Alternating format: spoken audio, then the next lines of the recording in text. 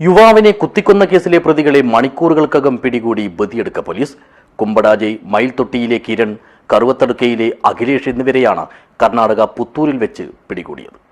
This news sponsored by ഗുണമേന്മയോട് കൂടിയ ഉൽപ്പന്നങ്ങൾ മിതമായ നിരക്കിൽ Sreekrishna hardwares, MG road, Kasaragod.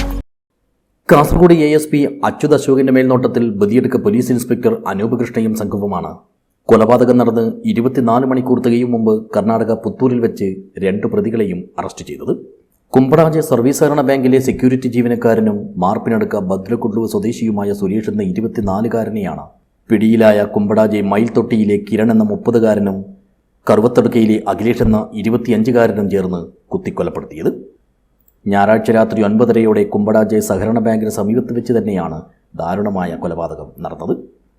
ഇതേ ദിവസം വൈകുന്നേരം കുമ്പടാജെ പഞ്ചായത്ത് ഗ്രൗണ്ടിൽ നടന്ന ക്രിക്കറ്റ് ടൂർണമെന്റിനിടയിലുണ്ടായ വാക്കുതർക്കമാണ് കൊലപാതകത്തിൽ കലാശിച്ചതെന്ന് പോലീസ് അറിയിച്ചു. മൈതാനത്തെ വാക്കുതർക്കത്തിന്റെ വൈരാഗ്യത്തിൽ ബാങ്ക് പരിസരത്തെത്തിയ പ്രതികൾ സുരേഷിനെ പിച്ചാത്തിക്കൊണ്ട് കുത്തുകയായിരുന്നു. ഗുരുതരമായി പരിക്കേറ്റ സുരേഷിനെ ഓടിക്കൂടിയവർ ഉടൻ തന്നെ ആശുപത്രിയിൽ എത്തിച്ചിരുന്നുവെങ്കിലും ജീവൻ രക്ഷിക്കാനായില്ല.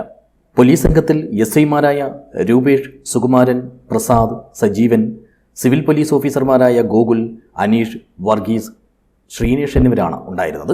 News bureau, Uppala.